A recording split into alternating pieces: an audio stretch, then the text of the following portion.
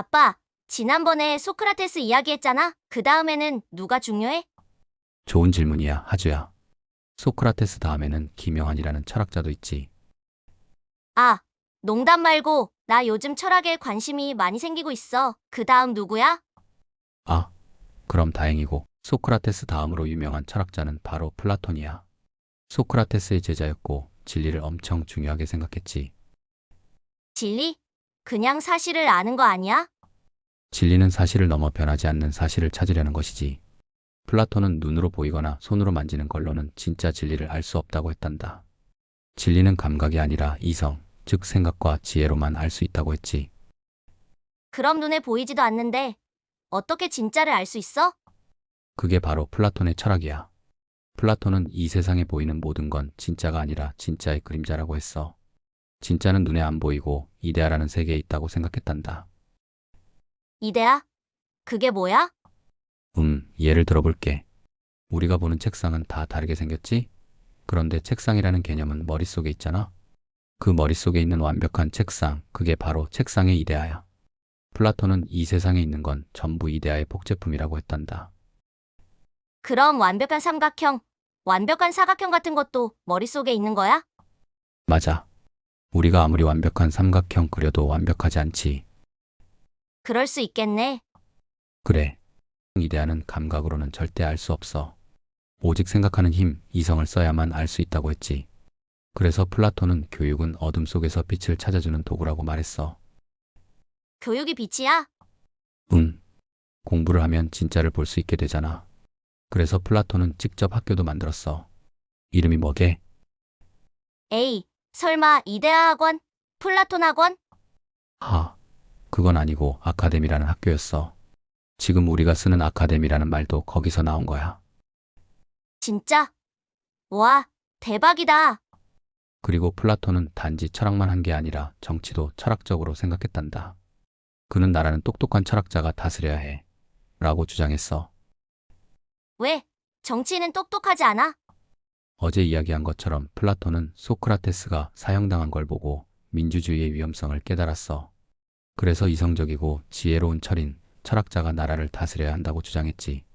이걸 철인 정치라고 불러. 응, 근데 다 철학자면 재미없는 나라 될 것 같은데? 요즘 정치인들을 보면 철인이 등장해야 할 것 같기는 하던데. 하, 그런가? 그래서인지는 몰라도 플라톤은 철학을 하는 철인이 정치를 해야 한다고 했지. 그런데 플라톤의 제자인 아리스토텔레스는 스승 플라톤 생각에 반대했어. 그래? 아리스토텔레스는 많은 시민들이 함께 정치해야 해라며 반대했어. 플라톤은 완벽한 나라를 꿈꿨고 아리스토텔레스는 현실에서 사람들이 함께 만들어가는 나라를 꿈꿨지. 아리스토텔레스는 플라톤 제자였는데도 의견이 달랐어? 맞아. 너도 아빠랑 엄마랑 생각이 다를 때가 있잖아. 그래, 그렇기는 하네. 숙제하라고 하고, 방 청소하라고 하고. 그런 것 말고. 그건 당연히 해야 하지 않을까? 아, 그렇네. 하주야. 철학자들에게 중요한 건 질문하고 생각하며 진리를 찾는 마음이야. 그게 바로 철학의 시작이고, 그래서 아리스토텔레스는 스승을 넘어 다른 생각을 해본 거지. 플라톤 이데아, 철인 정치. 나 오늘 머리 좀 아픈데? 아리스토텔레스? 아리송한데? 하, 그러면 오늘은 여기까지. 우리 이데아처럼 완벽한 족발이나 시켜 먹을까? 오케이, 이건 진짜 현실 최고의 철학적 결론인데 매일 철학하고 매일 최고의 음식으로 마무리하자. 아, 그런 결론은 상상도 못했네. 그럼 한 가지 더 이야기해주고 족발 사줄게. 뭔데? 동굴 이야기를 좀 해줄게. 동굴 이야기? 아, 무서워. 걱정 마. 그냥 상상이야. 플라톤은 동굴에 사람들이 갇혀 있다고 했어. 동굴 뒤쪽에 불이 있고, 그런데 사람들은 뒤를 못 보니까 벽에 비친 그림자만 계속 보는 거야.